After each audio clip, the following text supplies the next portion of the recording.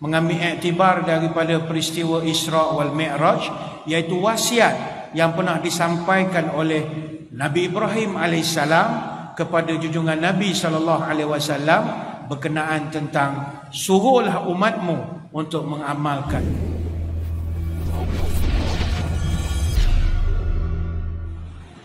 Assalamualaikum warahmatullahi wabarakatuh. Bismillahirrahmanirrahim. Alhamdulillahi hamdan katsiran tayyiban mubarakan fihi kama yanbaghi li jalali wajhikal karim wa li'azimi sultanik. Allahumma salli ala sayyidina Muhammadin abdika wa rasulika nabiyil ummi wa ala alihi wa sahbihi wa sallim. Nawaitu ta'alluma wa ta'lim wa tazakkura wa tazkir wal naf'a wal intifa' wal ifadah wal istifadah wal hatha ala tamassuki bi kitabillah wa sunnati rasulih wa du'a ilal huda wa dalalah alal khair ibtigha'a wajhillah wa mardatihi wa qurbihi wa thawabihi.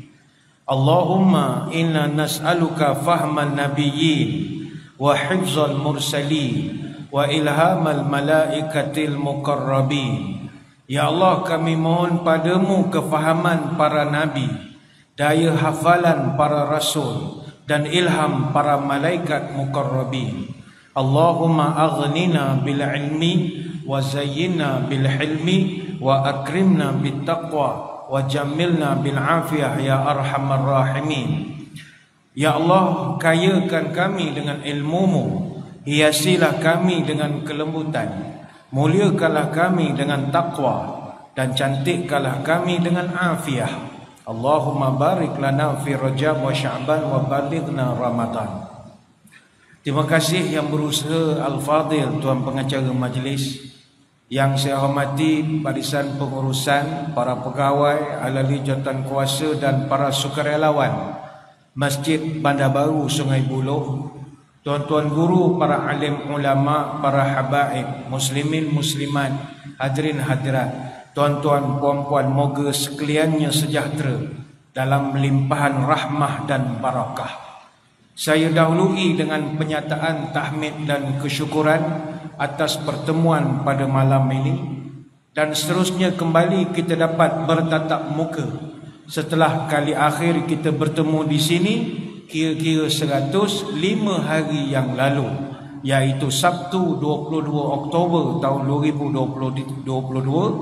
Kita membincangkan tajuk berkenaan Rasulullah sallallahu alaihi wasallam, contoh terbaik, iaitu sifat pemaaf baginda Nabi. Pada malam ini kita akan bahaskan satu topik, moga-moga ada manfaat untuk kita, iaitu berkenaan Isra wal Mi'raj. Hadirin hadirat sekalian, Isra wal Mi'raj sebenarnya memang merupakan kisah yang sangat luar biasa. Namun para ulama berselisih pendapat bila ianya berlaku. Imam Tabari mengatakan Isra berlaku sejurus Nabi dilantik sebagai Nabi. Lantik hari ini terus pergi. Imam Nawawi dan juga Al-Qurtubi memberi pendapat Isra wal Mi'raj berlaku 5 tahun selepas pelantikan Nabi. Ada banyak pendapat, namun kita berpegang kepada pendapat sebagaimana yang disebut oleh Al-Mansufuri. Isra Mi'raj berlaku pada 27 hari bulan Rajab, iaitu pada tahun yang ke-10 kenabian. Sememangnya di kalangan ulama itu tidak sepakat lagi, jangankan tarikhnya, harinya, bulannya pun masih diperselisihkan. Seperti mana kata Al-Hafiz Ibn Hajar Al-Asqalani, ada lebih 10 pendapat di kalangan ulama bila ianya berlaku. Ada yang kata peristiwa ini berlaku pada bulan Ramadan, ada yang kata pada bulan Syawal, ada yang kata Rabiul Awal, Rabiul Akhir, dan bagai-bagai lagi. Sebagai orang awam, kita berlepas diri dari membincangkan bila ianya berlaku. Apa yang mustahak bagi kita orang awam adalah meyakini peristiwa ini berlaku. Tentang bila itu bukan soalnya. Kenapa kita kena yakin? Kerana peristiwa ini direkodkan di dalam Al-Quran. Cerita Isra'-nya Nabi, perjalanan di waktu malam, itu direkodkan dalam surah Al-Isra' ayat yang pertama, Subhanallazi sakhkhara lana, sampai habis. Peristiwa Mi'raj, iaitu naiknya Nabi sampai ke Hadratul Qudus, menghadap Allah Subhanahu wa taala, itu direkodkan dalam suratul Najmi ayat 13 sampai 18. Walaqad ra'ahu nazlatan ukhra 'inda sidratil muntaha, dan sesungguhnya dia telah melihat Jibril dalam bentuk rupanya yang asal sekali lagi.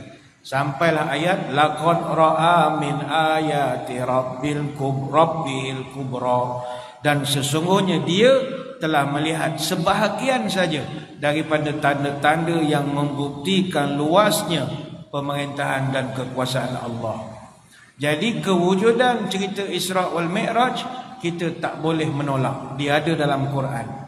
Begitu juga di dalam hadis. Para ulama mengatakan bahawa 16 orang sahabat Nabi terlibat menceritakan tentang Isra' wal Mi'raj.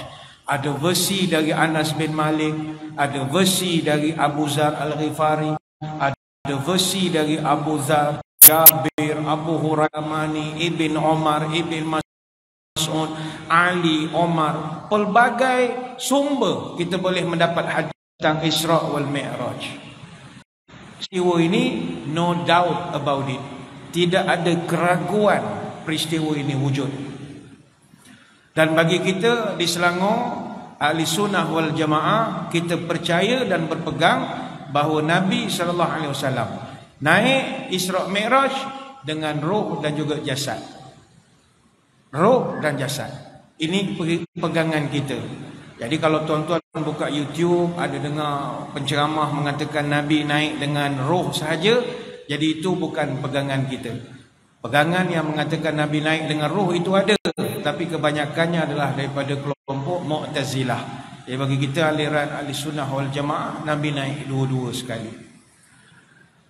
Ya, banyak pelajaran Isra' wal Mi'raj ini kalau kita nak bersembang-sembang pada malam ini. Sebab Isra' wal Mi'raj ini dia merangkumi beberapa rangkaian peristiwa yang berlaku sebelum, semasa dan selepas Isra' Mi'raj. Semua fasa itu mempunyai pelajaran yang banyak. Sebelum Isra' Mi'raj ada banyak kejadian berlaku pada Nabi. Lagi banyak kejadian yang Nabi diperlihatkan. Dan selepas pasca Isra' Mi'raj pun berlaku juga. Orang undi tak percaya pada dia, orang menolak dia dan bagai-bagai lagi. Untuk malam ini, insya-Allah kita akan memilih untuk membincangkan sebahagian saja daripada peristiwa yang berlaku semasa Isra' wal Mi'raj. Iaitu ada satu riwayat yang ingin saya angkat dan kongsikan dengan hadirin hadirat. Pada malam Isra' wal Mi'raj ada satu kalimat yang telah diajarkan oleh Nabi Ibrahim alaihissalam kepada kita umat Nabi sallallahu alaihi wasallam. Dan kalimat itu sangat mustahak, yang merupakan titipan dan juga kiriman daripada Nabi Ibrahim kepada kita umat Nabi. Apakah kalimat itu yang diperolehi semasa Isra' Mi'raj? Ada satu riwayat daripada Abu Ayyub Al-Ansari radhiyallahu anhu. Dia bercerita dalam satu hadis panjang. Saya ringkaskan kepada perbicaraan tentang kalimat itu saja.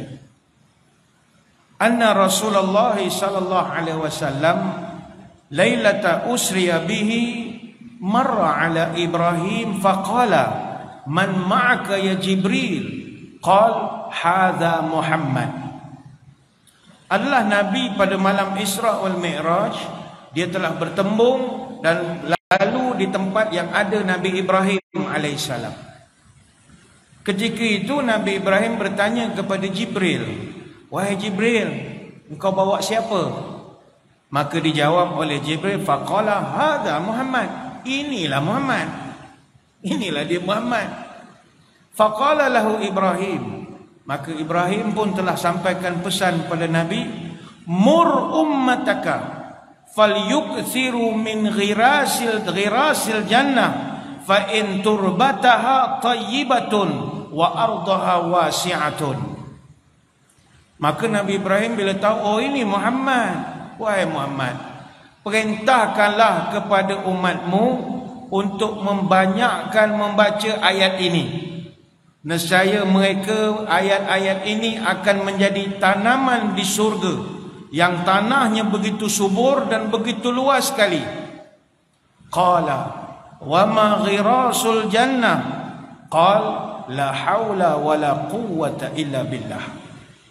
Nabi kita bertanya, wahai Tuan, apa dia ghirasul jannah itu? Tanaman-tanaman surga ni apa dia, Tuan? Maka Nabi Ibrahim menjawab, la haula wa la quwwata illa billah. Suruh umat engkau banyakkan membaca la haula wa la quwwata illa billah. Hadis ini riwayat Imam Ahmad. Kata setengah ulama hadis, hadis ini dhaif ataupun hadis lemah. Kalau kita rujuk kepada kitab Al-Isra wal Mi'raj, dia ada disebutkan huraiannya pada muka surat 107, dinyatakan bahawa hadis ini secara sanad memang dhaif, tetapi isi ataupun matan hadis ini sahih kerana diperkuatkan dengan dalil yang lain. Maka hadirin hadirat sekalian, inilah dia pelajaran yang boleh kita ambil pada malam ini daripada cuplikan kecil peristiwa Isra wal Mi'raj. Hadis ini kata ulama pertama sekali nak menunjukkan peristiwa Isra Mi'raj memang wujud. Yang kedua, ketika Nabi melakukan Isra, Nabi kita telah dipertemukan dengan para Nabi. Dan bukan Nabi Ibrahim saja, Nabi kita telah dipertemukan pertama dengan Nabi Adam alaihissalam di langit pertama. Di langit kedua, Nabi dipertemukan dengan Nabi Yahya dan juga Nabi Isa alaihissalam. Di langit yang ketiga, Nabi bertemu dengan Nabi Yusuf alaihissalam. Di langit yang keempat, Nabi dipertemukan dengan Nabi Idris alaihissalam. Di langit kelima, Nabi bertemu dengan Nabi Harun alaihissalam. Langit keenam dengan Nabi Musa alaihissalam. Dan langit ketujuh dengan Nabi Ibrahim alaihissalam. Dalilnya, ini bukan hadis palsu apa tidak. Ada dalilnya, disebutkan dalam satu hadis panjang, fantalaqa bi Jibrilu hatta atas sama ad-dunya fastaftah faqila man hadha qala Jibril, qila wa man ma'aka qala Muhammad. Maka Nabi bercerita, lalu Jibril yang mengiringi Nabi minta supaya pintu langit dibuka. Bila buka, datang satu orang penjaga bertanya, siapa ini? Jibril pun jawab. Ditanyakan lagi, siapa orang yang bersama engkau? Maka kata Jibril, inilah Muhammad. Maka penyoal tadi bertanya lagi, wa qad ursila ilaih? Oh, Muhammad dah diutuskan ke? Ya, dah pun diutuskan. Qila marhaban bihi fa ni'mal maji'u ja'a fa fataha falamma khasalat ta'iza fiha Adam. Maka suara itu pun mengatakan, welcome my brother, selamat datang wahai anak kepada orang yang baik. Maka ketika dibukakan, kata Nabi, aku pun bertemulah dengan Nabi Adam. Aku tak kenal, tapi kata Jibril, hadza abuka Adam fasallim alaih. Jibril kata kepada Nabi, ya Rasul, inilah Adam, ayah tuan. Dia kata, salam. Fasallim alaih, beri salam pada dia. Maka Nabi cerita, fasallamtu alaih faraddas salam. Aku pun beri salamlah kepada Adam, dan Adam jawab salam aku. Kemudian Adam ucapkan kepada aku, marhaban bil ibni salih wal nabi salih. Welcome, selamat datang kepada anak yang saleh dan nabi yang saleh. Jadi Nabi disambut oleh Adam. Kemudian Nabi cerita, summa sa'id bi hatta atas sama'u tsaniyah fastaftah. Aku dibawa lagi oleh Jibril sampai ke langit yang kedua. Maka langit pun terbuka. Falamma khalastu iza Yahya wa Isa wa huma ibnul khalati. Dan di sana aku nampak ada dua orang yang kemudiannya baru aku tahu dia adalah Nabi Yahya dan juga Nabi Isa. Jibril perkenalkan, hadza Yahya wa Isa fasallim alaihima. Kata Jibril, ya Rasul, inilah dia Nabi Yahya, inilah Nabi Isa, salam dengan dia orang.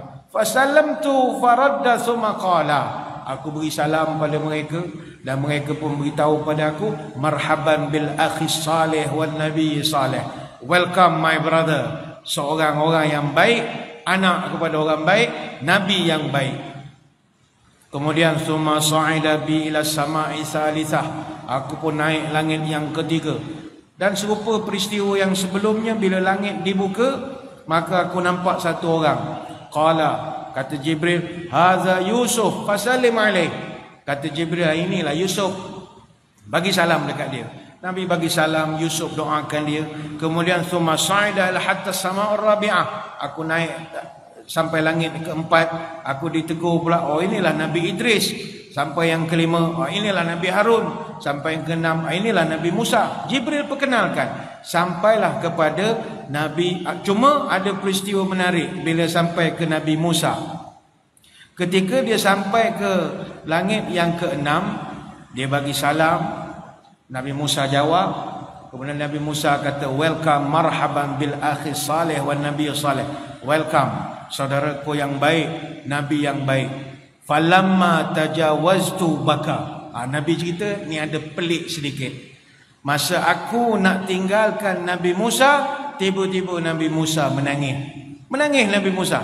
Nabi yang lain di langit sampai yang kelima semua tak nangis. Nabi Musa menangis. Qala abki li anna ghulaman faqila lahu. Maka Jibril bertanya, ma yubkika? Tuan, apa hal Tuan menangis? Orang lain okey, ni nak menangis pula dah.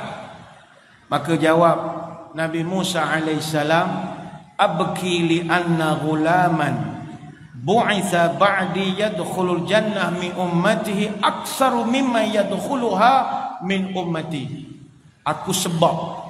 Aku terharu sebab anak ini, dia panggil Nabi kita anak ya. Anak ini dia diutuskan lepas aku. Aku lagi senior daripada dia. Dia junior aku. Tapi orang yang masuk surga dari kalangan umatnya, jumlahnya lebih banyak daripada umat aku. Yang ini aku ada sedih sikit. Umat aku tak ramai lah masuk surga. Umat anak muda ini ramai masuk surga. Itu Nabi Musa menangis. Sampai ke langit ketujuh, summa sa'ida bi ila sama'i sabi'ah. Sampai di langit ketujuh, maka kata Jibril, hadza abuka fasallim alaih. Inilah bapamu, beri salam pada dia. Fasallamtu alaih faradas salam. Dia pun jawab salam. Dia pun mengucapkan marhaba, welcome bil ibni salih wa ibni salih. Selamat datang wahai anak saudara yang baik dan juga anak kepada orang yang baik. Jadi itu punca Nabi kita bertemu dengan Ibrahim. Ketika dia bertemu dengan Ibrahim itulah Nabi Ibrahim telah menyampaikan wasiat dia untuk kita. Ini hadis tuan-tuan boleh rujuk di dalam hadis riwayat Imam Bukhari. Imam Bukhari dia ada buat satu bab, bab salah, bab kaifa furidatus salah fil Isra. Dan juga Imam Muslim dia ada buat hadis ini susun di dalam Kitabul Iman. Bab al-Isra bir Rasulullah ala ila samawati fardhu ala salawat. Jadi ini hadis sahih. Kenapa Nabi dipertemukan dengan senior dia? Ini ada sebab. Kata Mutawali Asy'arawi rahimahullah, Nabi dipertemukan dengan senior dia supaya dia merasakan bahawa kesusahan yang dia sedang alami di Mekah kerana hinaan orang Taif dan orang Mekah itu nothing.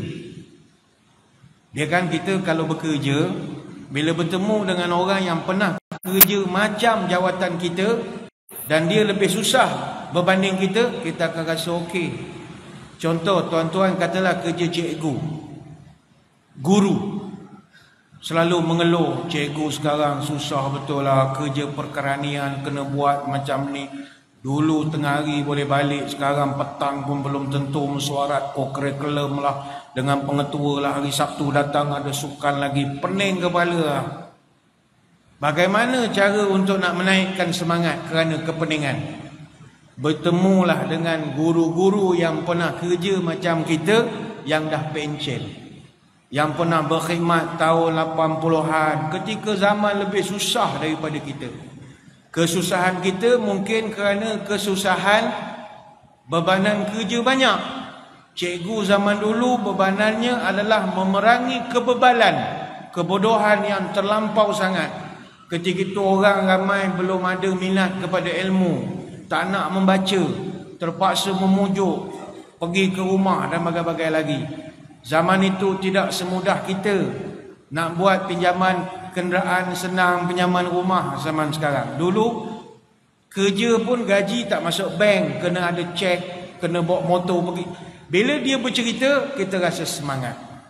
Dia cerita pengalaman dia di pedalaman, begini. Samalah macam kita jadi imam. Oh, kita susahlah sekarang masjid ni, makmum gini, kaki komplain ramai, wah. Don't worry. Jumpa dengan imam-imam yang dah pencen, yang pernah berkhidmat tahun 90-an, 80-an. Dengarkan kisah mereka. Kita akan rasa, dia orang lagi susah nak panggil orang datang semayang. Sekarang ada Facebook, WhatsApp, bagai-bagai. Tak ada masalah. Kalau malas lagi, buat saja live. Satu Sungai Buloh boleh tengok. Artinya sentiasa ada jawapan terhadap kesusahan kita. Maka bila Nabi rasa dia susah, Mekah hina dia, Taif hina dia, tapi bila dia tengok senior dia, oh ini Nabi Adam, oh kesian Nabi Adam, anaknya berantakan bagai-bagai. Jumpa pula dengan Nabi Isa, oh lagi seksa, dipitnah seumur hidup, mengatakan dia anak yang tak ada bapa dan bagai-bagai lagi. Tapi Nabi Isa steady. Jumpa dengan Nabi Musa dulu kita pernah ceritakan dalam pertemuan yang lalu. Nabi Musa, umat dia siang malam fikir apa rupa kemaluan dia, lagi teruk dia kena. Sebab Nabi Musa mandi tak pernah telanjang, sampai orang fitnah dia tak nak mandi telanjang kerana kemaluan dia cacat. Tuan-tuan bayang tensionnya Nabi Musa berhadapan dengan umat yang fikir kemaluan dia. Tapi Nabi Musa steady saja. Jumpa pula dengan Nabi Ibrahim. Ini Ibrahim, dia pernah dapat perintah sembelih anak dia. Dia pernah macam-macam. Jadi itu tujuan Allah Ta'ala mengaturkan pertemuan Nabi dengan senior dia. Ini dipanggil program regenerasi. Kita bertemu dengan orang yang pernah kerja jawatan macam kita. Dan kemuncaknya Nabi bertemu dengan Nabi Ibrahim. Nabi Ibrahim ni tuan-tuan bukan calang-calang Nabi. Sebab itu Nabi kita, siapa ikon dia dalam kerjaya kenabian? Ikon dia adalah, nak sebut idola ni kasar sangat, ikon lah. Orang yang menjadi ikon Nabi kita adalah Nabi Ibrahim AS. Sebab itu Nabi ni begitu kagum dengan Nabi Ibrahim. Sampai-sampai kita kan dalam semayang, Nabi kita minta kita selawat untuk Nabi Ibrahim. Begitu spesialnya, ramai Nabi, tapi selawatlah engkau untuk Nabi Ibrahim. Tak wajib, sunat dalam tahiyat kita. Sebab Nabi Ibrahim ni, kalau saya kongsikan sedikit, boleh dikatakan hampir keseluruhan manasik haji, ibadah korban ataupun ibadah di bulan Zulhijjah adalah post factum kepada rangkaian peristiwa yang pernah terjadi kepada Nabi Ibrahim alaihissalam. Nabi Ibrahim ni hebat. Sampaikan dia punya peristiwa yang berlaku pada dia, kita ulang pada hari ini.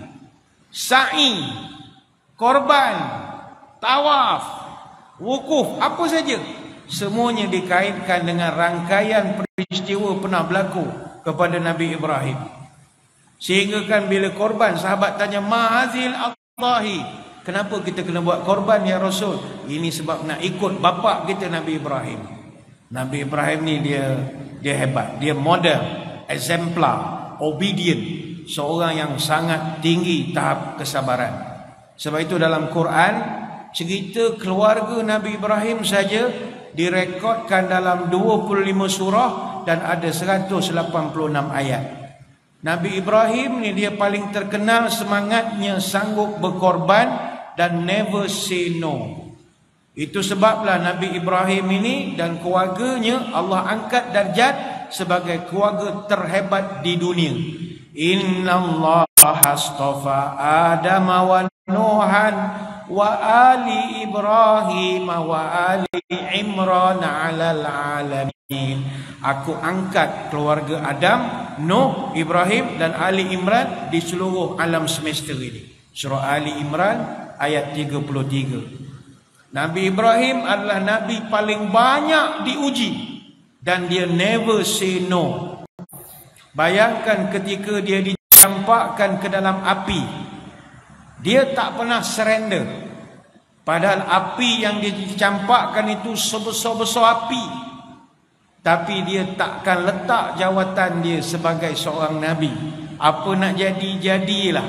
Sehingga Allah rekodkan dalam surah Al-Anbiya ayat 69, dia hanya mengucapkan perkataan hasbiyallah wa ni'mal wakil, la haula wa la quwwata illa billahil aliyil azim. Itu dalam hadis sahih Bukhari, Nabi Ibrahim ketika dicampakkan dalam api, dia betul-betul bergantung kepada Allah. Hasbiyallah wa ni'mal wakil. Hasil daripada peristiwa ini menjadikan para sahabat ketika nak bertolak ke perang Badar, mereka jadikan bacaan Nabi Ibrahim sebagai pembakar semangat. Itu Allah rekodkan dalam surah Ali Imran ayat 173, alladzina qala lahumun nasu innan nasa qad jama'u lakum fakhshawhum. Ketika para sahabat diberitahu oleh pembawa berita bahawa orang musyrik sedang mengumpul tentera untuk berperang dengan kamu, fakhshawhum, dan ada di kalangan kamu dah takut, dah mula takut. Fakhshaw, kamu dah mula gerul, takut. Tuan-tuan, ini perang. Kita orang ajak bertumbuk pun takut, penakut kita. Cakap besar. Bila dah betul-betul orang ajak tumbuk pegang kayu, takut. Walaupun belajar silat mandi minyak, orang ajak tumbuk takut. Cakap je action, takut. Maka apatah lagi perang, takut. Tapi Allah sebut fazadahum imana wa qalu hasbunallahu wa ni'mal wakil. Tetapi sahabat-sahabat ketika itu mengucapkan, cukuplah Allah yang akan tolong kami. Kami serahkan pada dia segala urusan kami. Dan Nabi sebut dalam hadis riwayat Bukhari, itulah bacaan Nabi Ibrahim. Dia never say no. Kuat semangat dia. Begitu juga Nabi Ibrahim alaihissalam, dia akan jalankan titah perintah Allah walaupun benda itu impossible.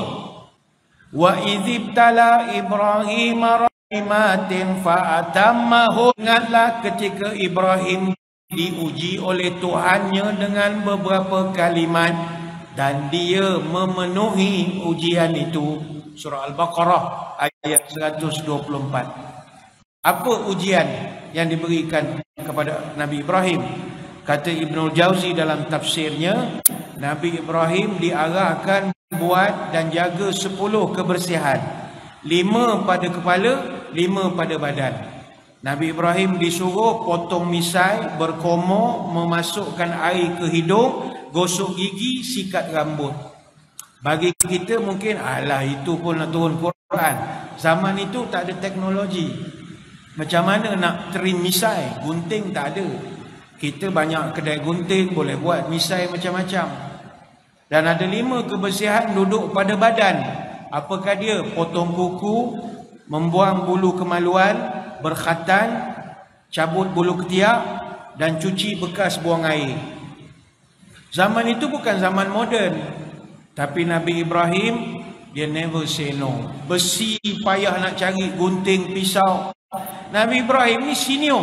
Nabi Ibrahim jarak dia dengan Nabi kita ribuan tahun. Nabi Ibrahim wafat 2335 tahun sebelum Nabi hijrah. Dan Nabi Ibrahim meninggal wafat umur 175 tahun. Ketika dia diarahkan oleh Allah berkhatan, dia tidak menyerah ataupun dia tidak tolak. Ketika dia berkhatan, umur dia dalam satu hadis Nabi menyebut ikhtatana Ibrahim alaihissalam ba'da 80 sanah. Umurnya 80 tahun Nabi Ibrahim. Dah senior, warga emas. Dan Abu Hurairah tanya, khatan pakai apa ya Rasul? Nabi jawab, waqtatana bil qadumi. Nabi Ibrahim berkhatan guna kapak. Dia sendiri yang potong ataupun khatan diri dia sendiri. Nabi Ibrahim tinggi pengorbanan. Maka bila Nabi kita jumpa Nabi Ibrahim, dia jadi semangat balik. Ini orang, wah, ini legend. Ini legend. Aku jadi semangat balik. Maknanya setakat orang Taif hina, setakat Abu Jahal hina aku, nothing bebek. Ini lagi gana. Dia boleh sembelih anak dia ketika diperintahkan oleh Allah. Walaupun perintah itu datang dalam mimpi saja. Bukan pakai kiriman Jibril, GNT, bawa surat apa tak ada. Dia never say no.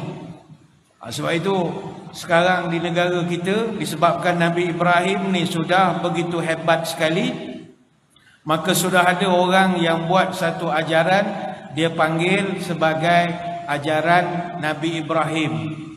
Jadi ajaran Nabi Ibrahim ini kita kena faham ni, kita sama-sama ajaran Ibrahim sebagai millah Ibrahim.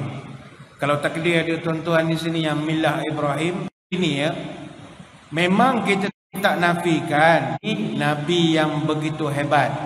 Tapi millah Ibrahim yang dimaksudkan adalah perbuatan Nabi Ibrahim yang Nabi kita ambil dan gunakan sampai sekarang.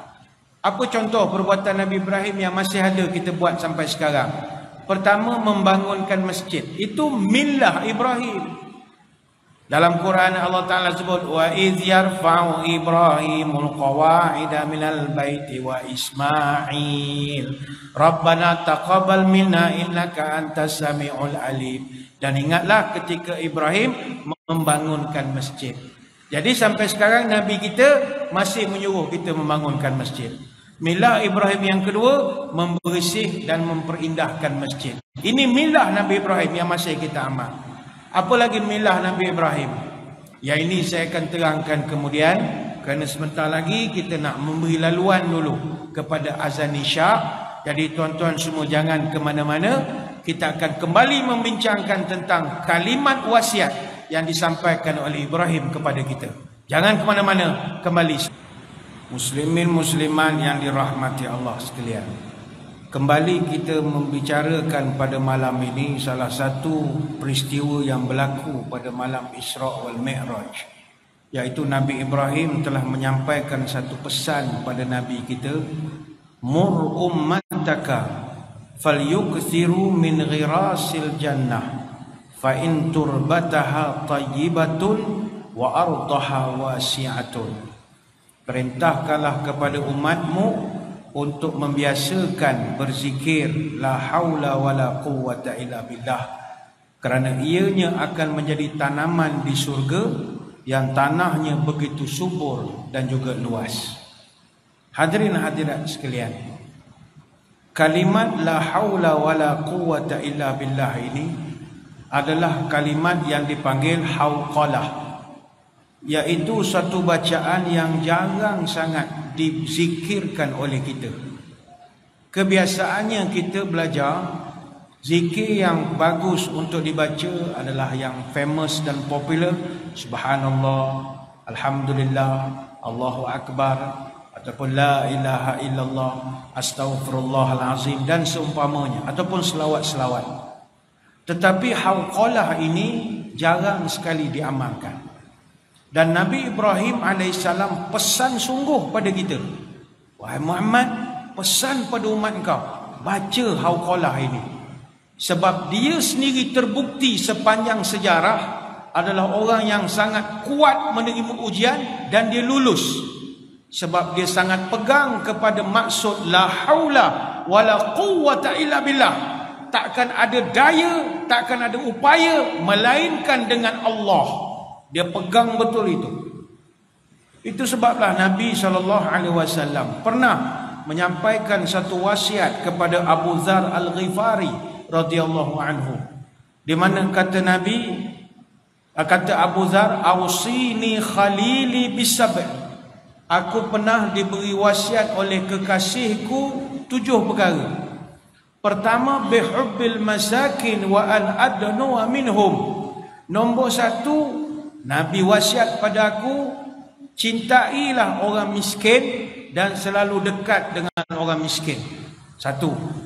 Yang kedua, wa an anzura ila man huwa asfala minni wa la anzura ila man huwa fawqi. Nombor dua, kata Nabi, sentiasalah pandang orang yang di bawah. Kau jangan pandang orang yang lebih tinggi daripada engkau. Dari segi hartanya, dari segi pangkat, jangan. Pandang orang yang lebih susah daripada engkau. Yang ketiga, wa an asila rahimi wa in jafani. Sambunglah silaturahim dengan orang yang memang tak suka engkau.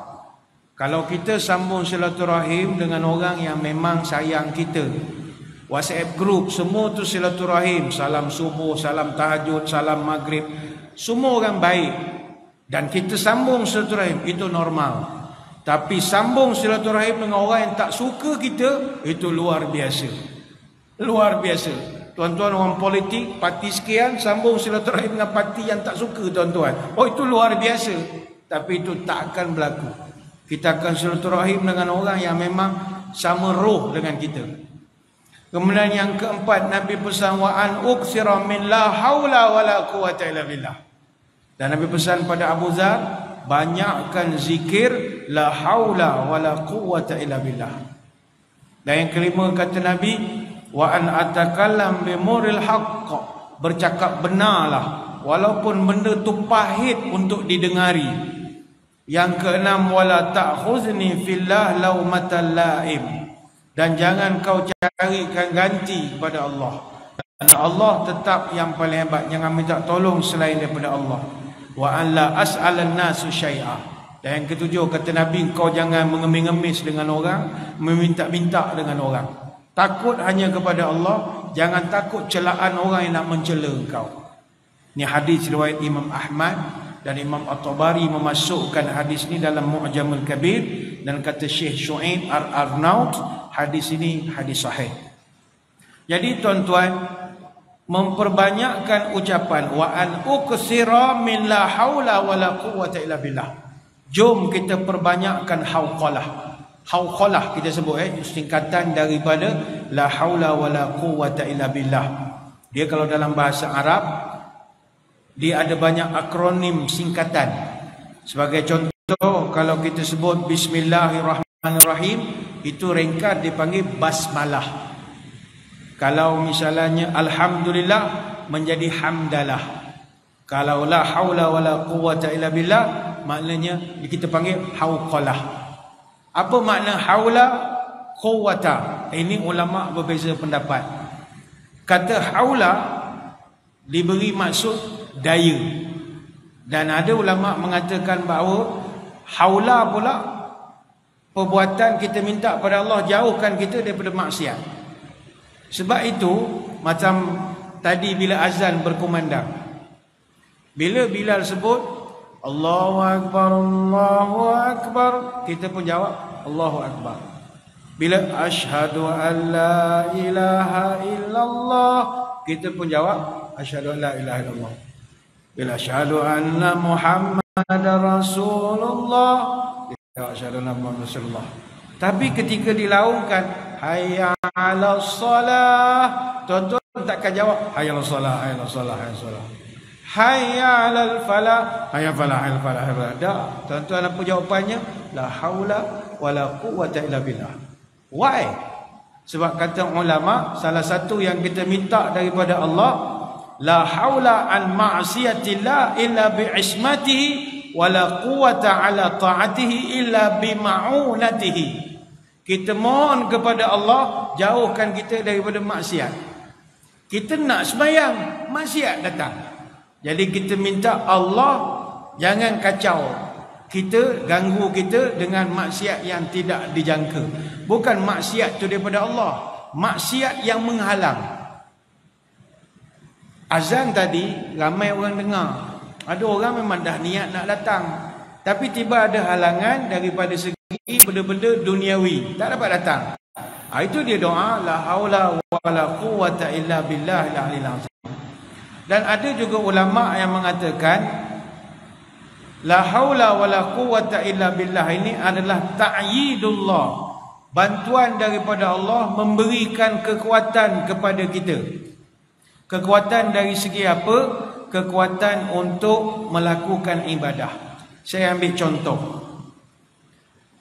Quwwah dalam bahasa Arab maknanya power, kuasa. Haula itu power dalam power. Saya tamsilkan begini. Contoh bateri. Tuan-tuan balik rumah nak buka Astro, nak buka Netflix, nak buka kipas, nak buka aircon, nak buka television, pakai remote. Pakai remote. Dan remote kena pakai bateri. Bateri itu adalah power. Bateri itu adalah power. Tetapi bateri itu dia mempunyai power kerana dalam dia ada power. Dia ada volt, ada voltan. Biasanya 1.5 volt. Kalau bateri remote AAA, AAA. Kalau bateri alkali 24A, dia ada 1200 milliampere hour. Kalau bateri yang carbon seng 24D, dia ada 540 milliampere hour. Ada masa di rumah kita bateri sebekas, semua tak boleh pakai. Walaupun dia adalah power sebenarnya, tapi kerana dia itu power, kerana ada power dalam power. Bateri tanpa power tidak ada erti. Sama juga kita sihat, kuat, makan makjun, makan jamu, makan macam-macam, vitamin, cuci pinggang, cuci darah, sihat, alhamdulillah. Tapi kita takkan power kalau tak ada power yang masuk ke dalam power kita. Badan sadur, tapi kalau tak ada power, takkan mampu untuk bangun, tolak selimut, pergi sembahyang. Power itu yang kita nak. Power itu adalah dia, dari dia. Tanpa dia, kita nothing. Walaupun kita sihat. Kalau penyokong Liverpool, dia ada tagline je, YNWA. You'll never walk alone. Tapi kita tukar YNWA. You are nothing without Allah. You are nothing. Yilek. Allah lah kekuatan kita. Sebab itulah bila kita sebut saja, bila sebut hayya 'alas salah, kita akan ucapkan bahawa la haula wala quwwata illa billah. Ya Allah, aku ni mengantuk sangat ya Allah. Tanpa kekuatan-Mu ya Allah, aku takkan mampu nak sembahyang tarawih malam ini ya Allah. Kenyang betul berbuka tadi ya Allah. La haula wala quwwata illa billah. Tolong beri aku kekuatan ya Allah. Tuan-tuan, yakinlah bahawa kita sebagai hamba tidak memiliki daya dan upaya kecuali Allah lah yang menolong kita. Tuan-tuan malam ni datang mendengar ceramah, takkan mungkin dapat duduk mendengar ceramah melainkan pertolongan Allah. Berapa ramai orang nak datang tapi tak ada upaya. Sebab niat tu ada, tak lepas. Tuan-tuan, Allah izinkan.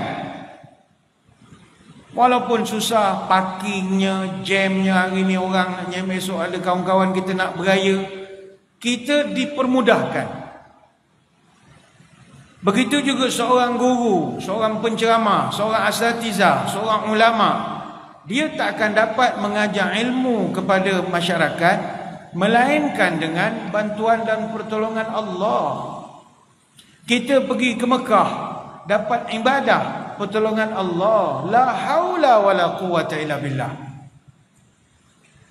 Ada masa tuan-tuan, kita ni baru-baru ni ramai pergi Mekah. Mungkin tuan-tuan pun ada yang bawa balik umrah.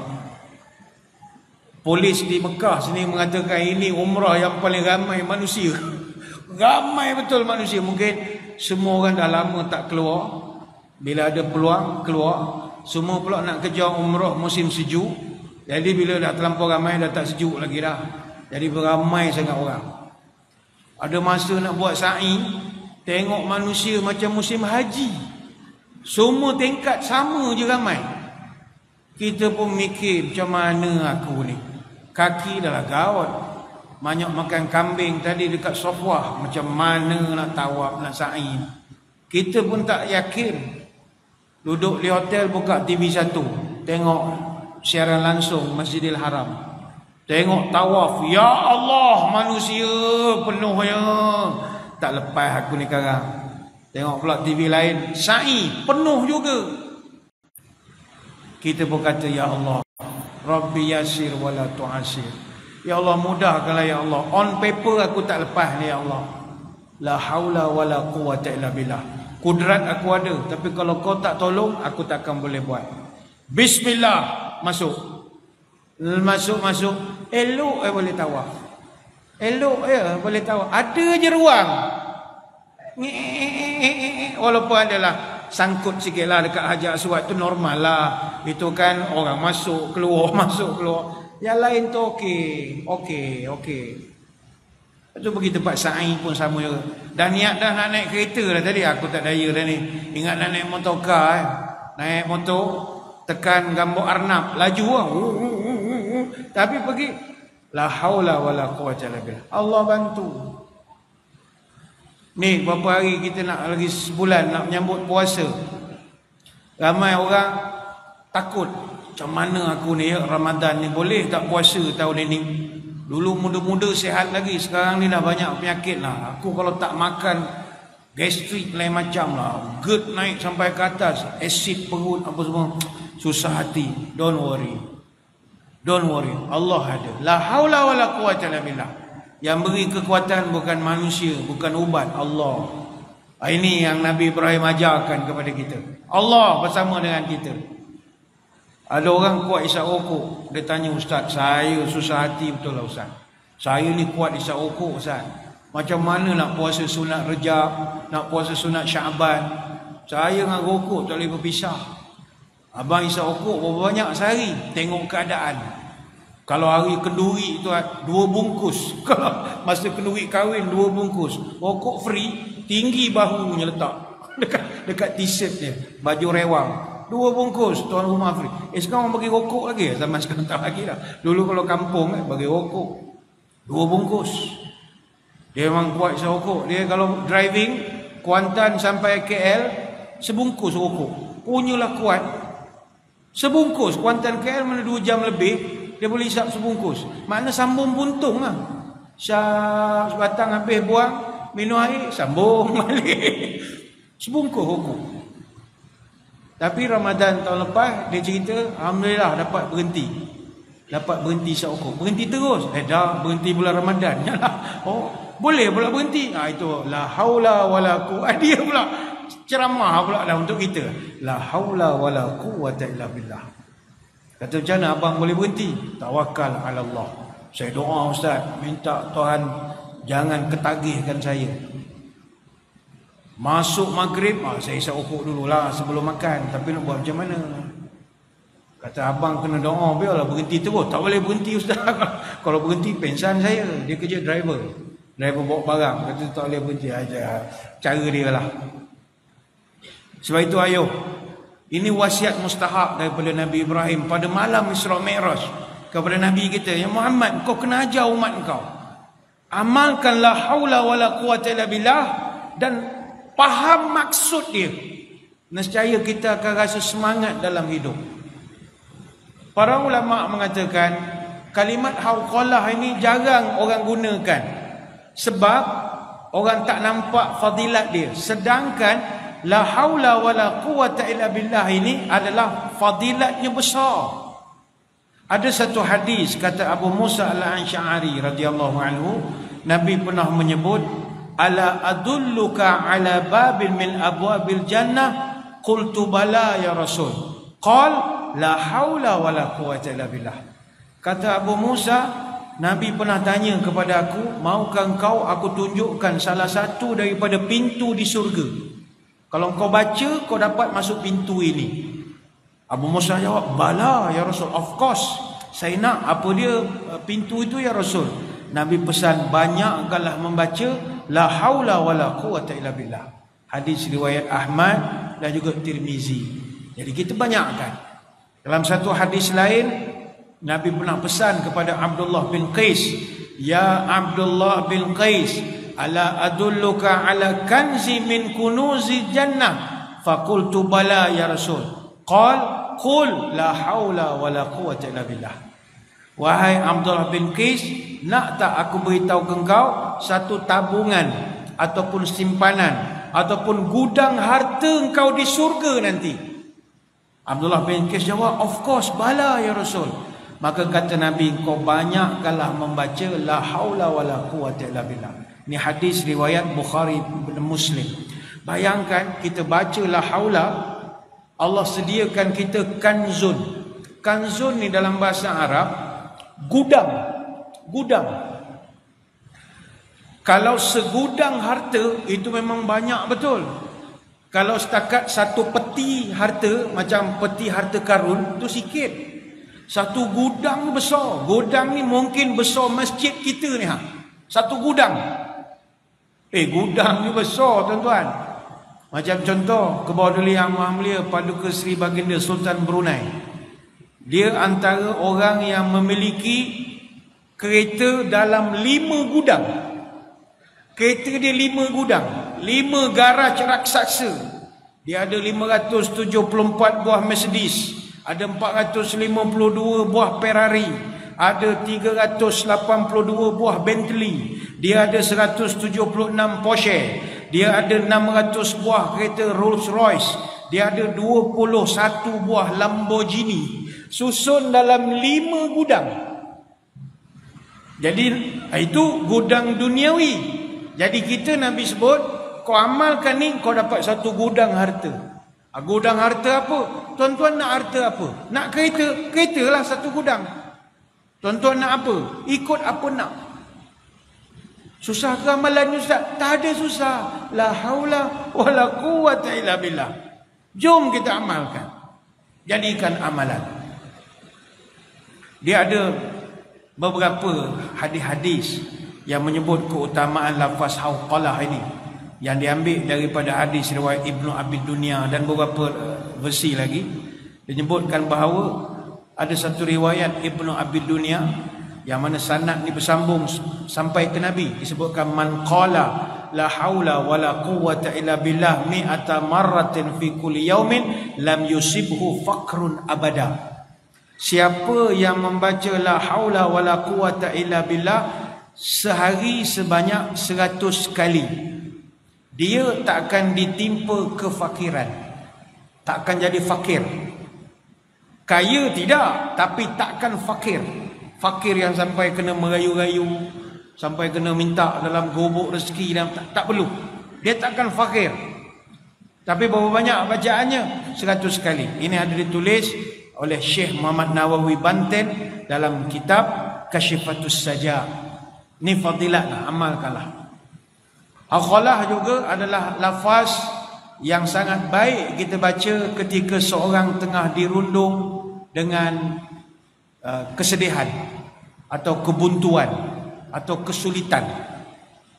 Wa ruya fil khabari aidan idza nazala bil insani muhim wa tala la haula wala quwwata illa billahil aliyil azim 300 farajallahu anhu ay aqallaha zalika zakarahu syekhuna Yusuf fi hasyiyatihi al-mi'raj. Diriwayatkan juga bahawa apabila kita sedang dilanda kebimbangan, kemudian kita membaca la haula wala quwwata illa billah sebanyak 300 kali, maka akan dibukakan jalan keluar bagi kita, iaitu akan dikurangkan beban kesusahan. Dan inilah yang disebutkan oleh guru kami Syekh Yusuf dalam Hasyiyah Mi'rajnya. Ini ada dicatatkan oleh Syekh Nawawi Banten dalam Kashifatus Saja ke surat 5. Ini disebutkanlah baca 100 kali, baca 300 kali, dan ada juga disebutkan dalam satu riwayat fa innaha tadfa'u 99 baban minad durri adnaha alham wal faqar. Siapa yang selalu baca la haula wala quwwata illa billah akan dijauhkan daripadanya 99 mudarat dan juga penyakit. Minimum yang akan dijauhkan daripada dia adalah susah hati. Susah hati. Tuan-tuan sekalian, apakah masalah atau penyakit paling besar yang dihadapi oleh masyarakat sekarang? Penyakit paling parah dalam dunia sekarang adalah kerunsingan, kebimbangan. Tuan-tuan yang duduk dalam masjid ni sekarang ni pun tengah bimbang. Bimbang ni anytime boleh berlaku. Ada yang tengah bimbang. Bimbang apa? Tengah runsing. Bilalah ceramah ni nak habis. Sebenarnya aku bimbang betul lah, ustaz ni panjang. Bimbang juga. Selipar aku ada lagi kat luar. Tadi tengok ada mamat tu mondar mandi. Hilang selipar aku ni. Bimbang juga. Balik kan jam ke tidak? Bimbang juga. Ceramah malam ni masjid dia buat makan ke tidak? Malam ni macam tak nampak je makan. Bimbang juga. Bimbang ini anytime. Bila-bila masa. Kita di Malaysia setiap 10 Oktober kalau tak salah kita sambut Hari Kesihatan Mental Sedunia. Sekarang dah ada Hari Kesihatan Mental. Ada satu tinjauan yang pernah dibuat oleh NHMS. Dia ni Mobiliti Kesihatan Kebangsaan. Dia buat tinjauan, dia kata hampir 500 juta rakyat di negara kita sekarang ada simptom depression. Simptom depresi dan juga tekanan. Dan begitu ramai sekarang sedang mengalami anxiety disorder, gangguan kebimbangan. Dan kajian Kementerian Kesihatan menyebut 1:6 orang Malaysia sekarang ada potensi kena gangguan mental. Maknanya dalam masjid kita ni pun ada yang sedang gangguan mental, ada. Cuma sebab dia nak datang tadi dia makan ubat, dia okey lah. Kalau dia tak okey, dia pergi depan, dia mengaku jadi Imam Mahdi dia ni. Saya lah Imam Mahdi. Allahu Akbar. Pening imam. Mental illness paling banyak di Malaysia MDD, Major Depressive Disorder, kemurungan besar. 6.3% penduduk dewasa di Malaysia ada MDD. Dan dalam masa setahun 2.5 warga kita didapati mengidap pula MDD ni. Ada 60,000 lelaki dewasa, ada 110,000 wanita. Ramai orang sedang bimbang, risau dan macam-macam lagi. Tengok berita suami orang kahwin di Siam, dia risau bimbang. Jadi suami dia wangi-wangi pun dia bimbang. Lala suami dia pakai singlet je sekarang, bulu kilir. Dalam rumah pakai singlet. Tak berani nak pakai deodorant pun tak berani. Dia bimbang. Bukan dia cemburu, bimbang. Bimbang. Tuan-tuan pun bimbang, macam-macam bimbang. Dan bimbang itu adalah masalah.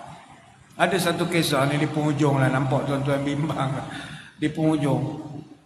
Pernah ni satu cerita lah yang dinisbahkan kepada Sayyidina Ali radhiyallahu anhu. Ada satu orang datang jumpa Ali.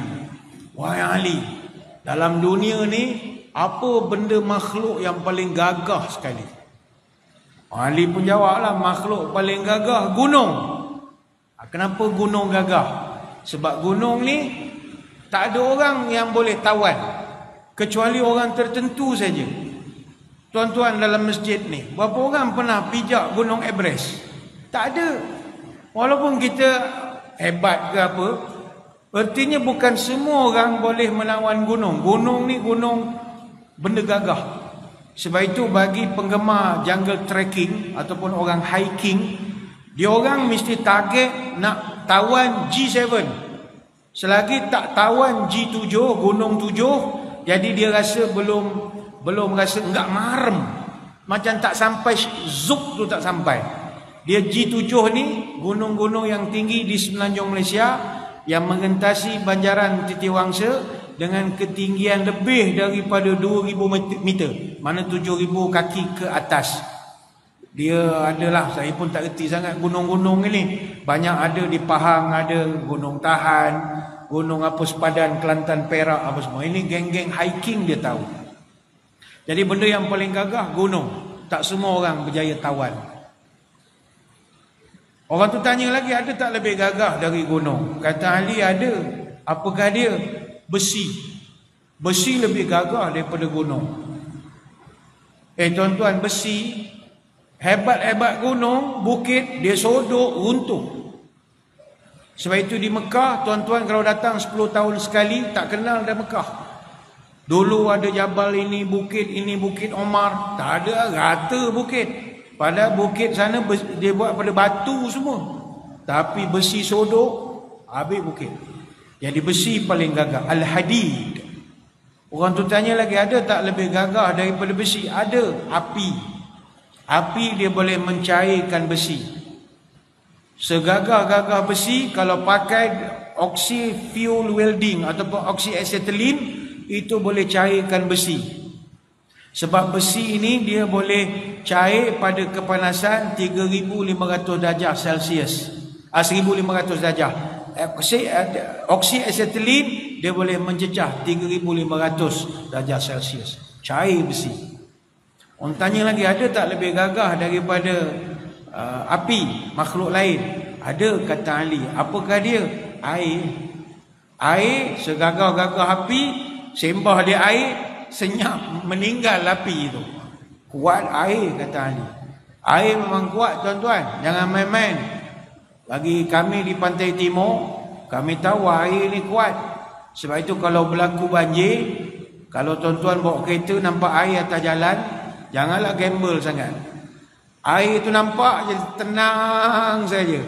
Tapi kalau tuan-tuan lalu, terbalik kereta. Lepas itu kajian pernah dibuat, kalau kita bawa kereta sedan, kereta yang biasa, hanya memerlukan 12 inci air ataupun 30 cm air untuk dia mengapungkan kereta kita dan dia menghanyutkan kereta kita. Maknanya kalau bawah sedikit lututnya, dah boleh hanyut kereta kita. Oh, tuan-tuan kata, saya tak bawa sedan, saya bawa 4x4. 4x4, kereta monster kita tu, hanya memerlukan 18 ke 24 inci air saja untuk dia mengapungkan monster kesayangan kita itu, dan dia akan hanyutkan. Maknanya sampai celah kelangkang saja dah boleh hanyutkan kereta. Air kuat, tuan-tuan. Nampak je dia lembut begitu. Air kuat. Orang tu tanya lagi, ada tak yang lebih gagah daripada air? Oh, pastilah yang lebih gagah, kata Ali, adalah awan yang membawa air itu. Awan gagah, tuan-tuan. Awan nampak je lembut, macam cotton candy. Tapi pilot, antara yang dia paling takut, awan lah.